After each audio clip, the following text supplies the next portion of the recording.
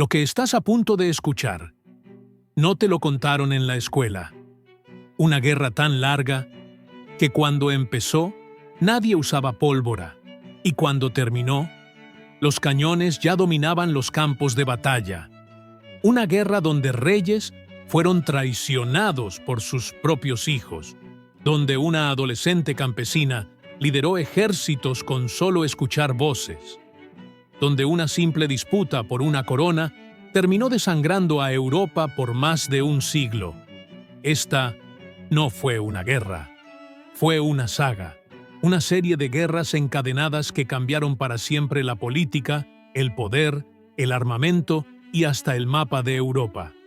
Desde la locura de un rey francés hasta la brutalidad de la batalla de Agincourt, desde los arqueros ingleses que mataban a 200 metros hasta Juana de Arco quemada viva como bruja. Esto es más que historia. Esto es fuego, es traición, es sangre real derramada. Bienvenido a la Guerra de los 100 años, explicada como nunca antes la viste. Todo estalla por una muerte sin heredero. Año 1328. El rey Carlos IV de Francia, último monarca de la dinastía Capeto, muere sin dejar un hijo varón. Y aunque tenía una hermana, en Francia existía una regla sagrada, la ley sálica. Ninguna mujer podía heredar la corona, y mucho menos transmitirla a su hijo. Pero aquí es donde la cosa se pone fea, porque del otro lado del Canal de la Mancha, un joven ambicioso llamado Eduardo III de Inglaterra levanta la mano y dice: «¡Hey! Yo soy el nieto de Felipe IV de Francia. Mi madre era hermana del rey muerto. La corona me pertenece». Y sí, tenía sangre real, pero era inglés, y para los franceses eso era inaceptable. Entonces la nobleza francesa reacciona rápido. Convocan una asamblea y deciden ignorar a Eduardo. En su lugar, eligen a un primo del rey muerto, Felipe VI, con sangre francesa pura y un perfil más manejable. Resultado: 2 reyes, uno en Londres, otro en París, y los dos reclamando la misma corona. Pero no es solo un tema de herencia, es algo mucho más profundo.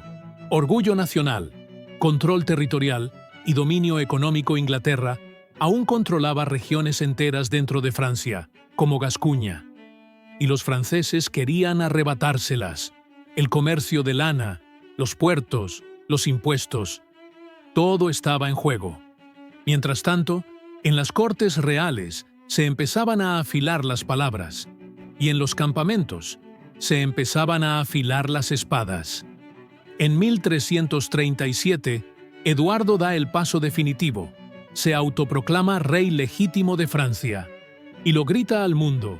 Eso fue el equivalente medieval a tirar una bomba diplomática.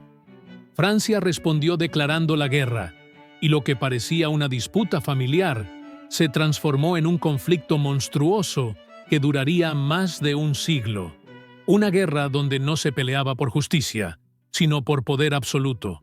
Una guerra donde reyes, campesinos, nobles y hasta santos terminarían atrapados en una espiral de fuego, ambición y muerte.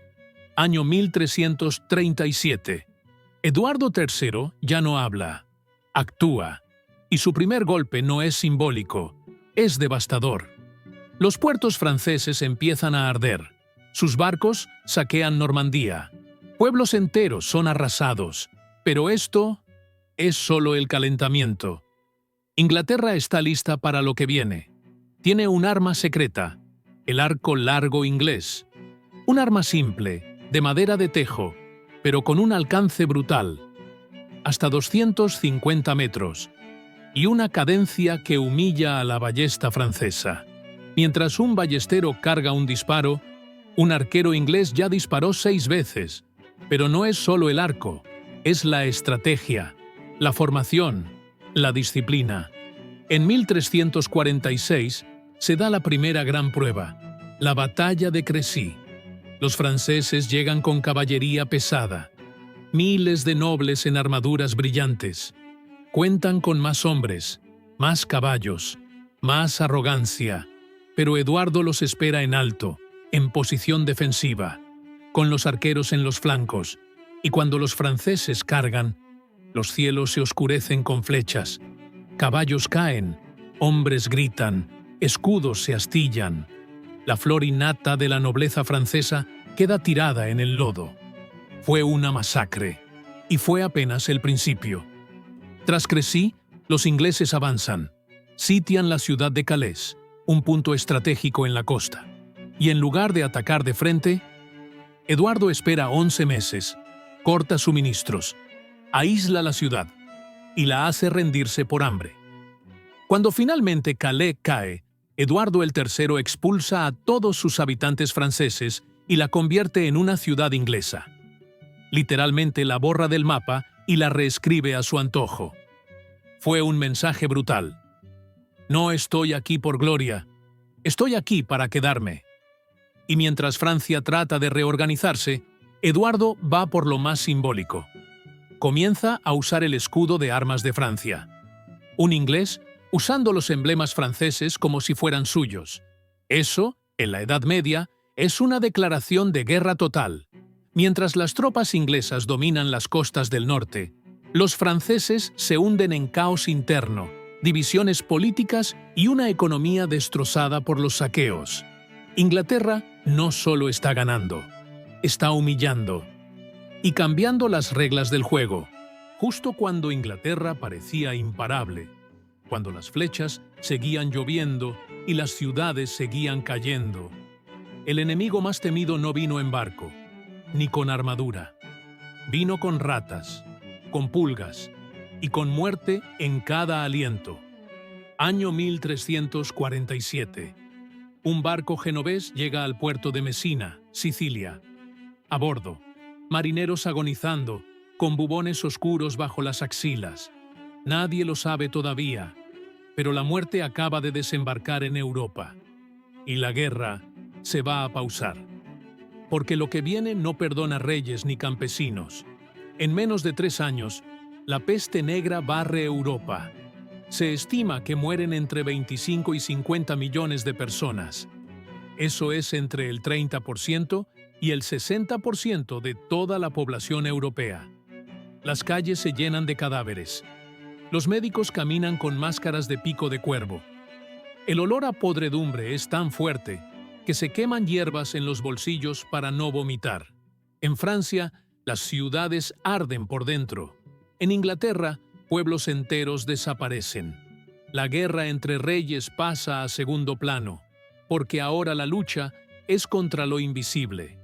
Los ejércitos se paralizan, los saqueos disminuyen, los castillos se convierten en prisiones sanitarias, y el miedo se vuelve el rey de Europa. Los soldados desertan, los nobles huyen de las ciudades, los clérigos mueren bendiciendo a los enfermos, y mientras tanto, las personas creen que la peste es un castigo divino.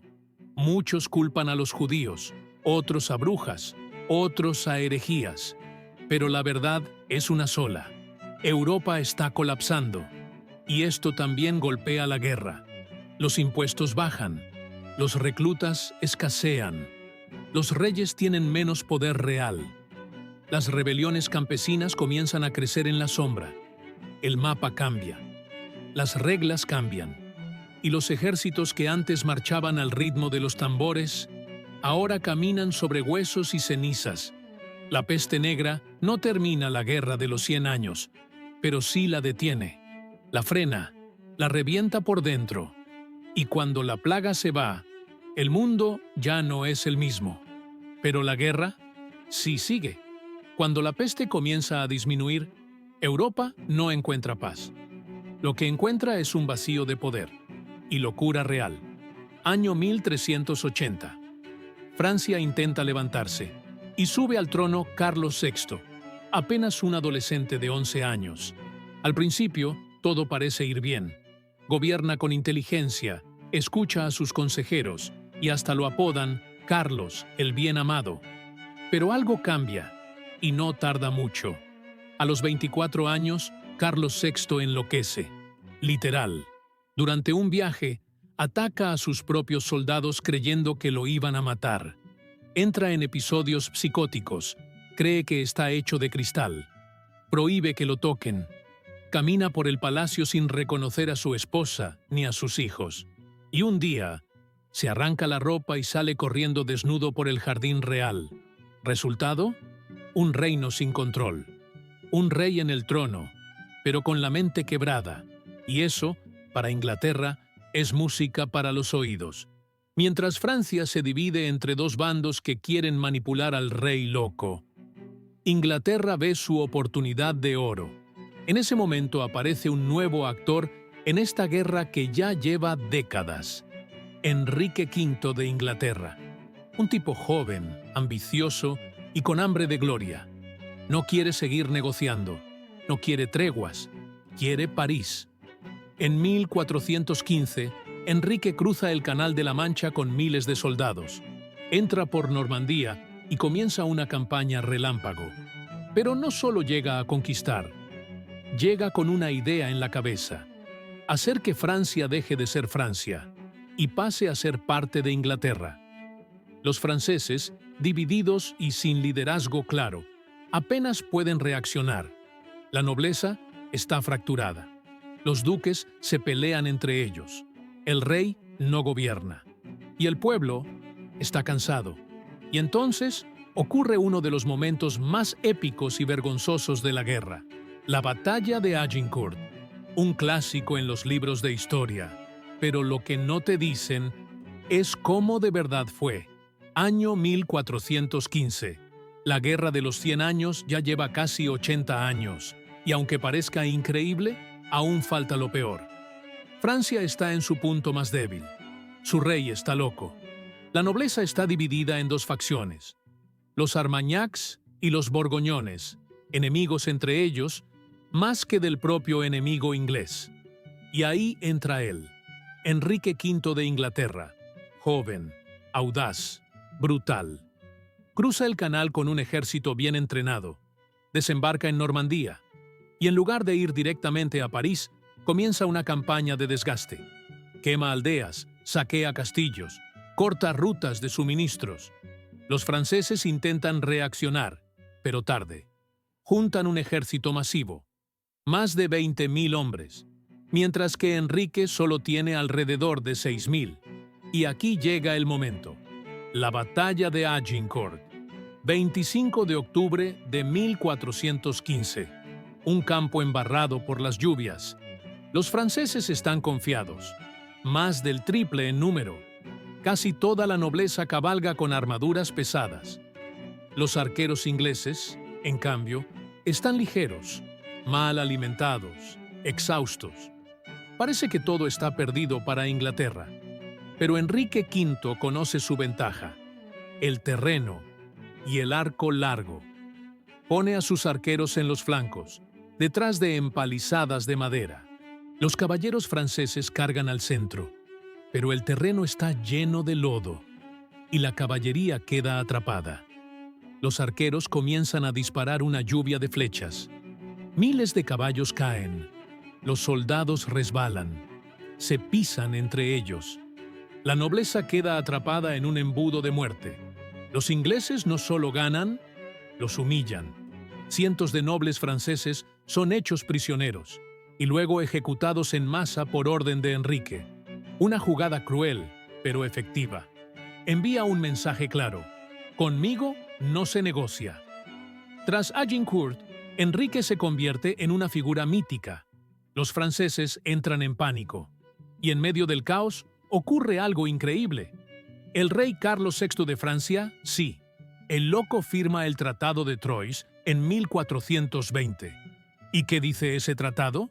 Que su hija se casará con Enrique V, que su nieto será el nuevo rey de Francia, y que el delfín Carlos VII, legítimo heredero, será desheredado. Francia ha sido vendida al enemigo. Pero justo cuando parece que Inglaterra ha ganado, cuando Enrique V está a punto de coronarse como rey de Francia e Inglaterra al mismo tiempo, la historia da un giro brutal. Enrique muere repentinamente en 1422, con solo 35 años, de disentería, en plena gloria. Y lo más loco, Carlos VI, el rey loco de Francia, muere solo 2 meses después. ¿Y quién queda como heredero de ambos tronos? Un bebé. Enrique VI, de apenas 9 meses. Francia está dividida. Inglaterra queda acéfala. El caos regresa. Y es justo en ese momento oscuro cuando una joven campesina aparece y cambia el curso de la historia. Cuando todo parecía perdido, cuando Francia estaba partida en dos, sin rey legítimo, sin fe, sin esperanza, aparece una campesina de 17 años, analfabeta, sin sangre noble, sin ningún entrenamiento militar, pero con una convicción que sacudiría a todo un imperio. Su nombre, Juana de Arco. Nacida en Domremy, un pueblo diminuto, hija de campesinos, sin estudios, sin armas, sin poder. Pero un día empieza a escuchar voces. Dice que son de San Miguel, Santa Catalina y Santa Margarita. Y esas voces le dicen algo imposible. «Juana, tú salvarás a Francia». La gente se ríe. Los nobles la desprecian. Los religiosos la acusan de herejía. Pero Juana no se detiene. Se presenta ante el delfín Carlos VII, el heredero desheredado, y le dice: «Usted es el verdadero rey, y yo voy a llevarlo a Reims para que lo coronen». Al principio, Carlos cree que está loca, pero Francia ya no tiene nada que perder. Así que decide apostarlo todo a la campesina. Le dan una armadura, le dan un estandarte blanco con la flor de lis, y ella, con apenas 17 años, se pone al frente del ejército. Año 1429. La ciudad de Orleans está sitiada por los ingleses. Si cae, Francia cae. Juana llega, y en pocos días logra lo impensable. Rompe el sitio, hace retroceder al ejército inglés y levanta la moral del pueblo entero. La leyenda nace. Juana no lucha solo con armas, lucha con fe, palabra y fuego en la mirada. Los soldados la siguen, el pueblo la venera, los enemigos la temen. Ese mismo año, lleva a Carlos a Reims y logra lo que nadie creía posible: la coronación del verdadero rey de Francia. En menos de un año, Juana de Arco pasó de ser una simple campesina a convertirse en el alma de una nación. Pero no todos están contentos. Los ingleses la ven como una bruja, la Iglesia la ve como una amenaza, y hasta los propios franceses, los nobles que odian a Carlos VII, quieren deshacerse de ella. En 1430, Juana es capturada por los borgoñones, aliados de Inglaterra, y es vendida. Sí, vendida, como si fuera un animal. La entregan a los ingleses, y ellos hacen lo que hacen los cobardes. No la matan con espada, la juzgan como hereje. Un tribunal manipulado, un proceso lleno de trampas. Le hacen preguntas teológicas que no puede entender. La presionan, la acusan, la torturan psicológicamente y al final le ponen una antorcha al alma de Francia. El 30 de mayo de 1431, Juana de Arco es quemada viva en la plaza de Rouen. Tenía solo 19 años. Sus últimas palabras fueron: «Jesús, Jesús». Las llamas consumen su cuerpo, pero su fuego enciende una revolución, porque Juana no muere, renace, y el pueblo francés ya no está dormido, está furioso. La muerte de Juana no apagó el fuego, lo encendió, porque algo cambió en el pueblo francés. Juana, aún muerta, se convirtió en símbolo, un mártir, en grito de guerra. Y Francia, esa Francia dividida, quebrada y humillada, se levanta. El rey Carlos VII, el mismo que había dudado de Juana, ahora toma el mando real, unifica al país, reorganiza el ejército, cambia la estrategia y empieza la contraofensiva. Pero ahora no es la misma guerra. No son caballeros en armadura contra arqueros. Ahora hay cañones, hay polvo de pólvora, hay murallas que caen con fuego, no con espadas. La tecnología militar ha cambiado y Francia aprende más rápido.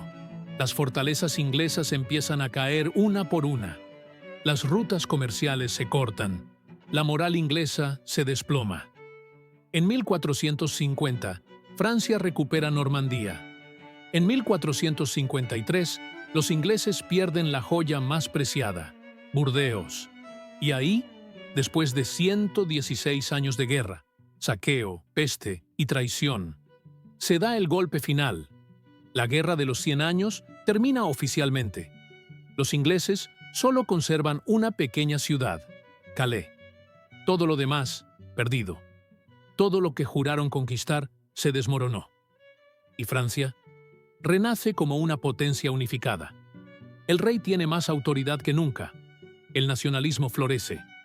La figura de Juana de Arco es canonizada siglos después, como santa. ¿Y Inglaterra? Entra en una crisis brutal. Comienza una guerra interna, la Guerra de las Dos Rosas. Pierde territorio, pierde poder y queda sumida en el caos. La Guerra de los 100 años cambió todo. No fue solo una disputa entre reyes, fue el fin de la Edad Media, fue el inicio de los estados modernos. Fue la guerra que enseñó a Europa a matar con estrategia, fuego y propaganda. Y todo eso por una corona, por un apellido, por el ego de un rey inglés que quiso ser francés. Ahora ya lo sabes, la Guerra de los 100 años no duró 100 años. Ni fue una sola guerra. Fue una historia de locura, traición, peste, fe, fuego y redención. Y tú la acabas de ver, como nunca antes te la contaron. Comenta, ¿qué parte te voló la cabeza? ¿La locura del rey? ¿La batalla de Agincourt? ¿Juana de Arco? Suscríbete si quieres más historias así, porque la historia es mucho más salvaje de lo que creías.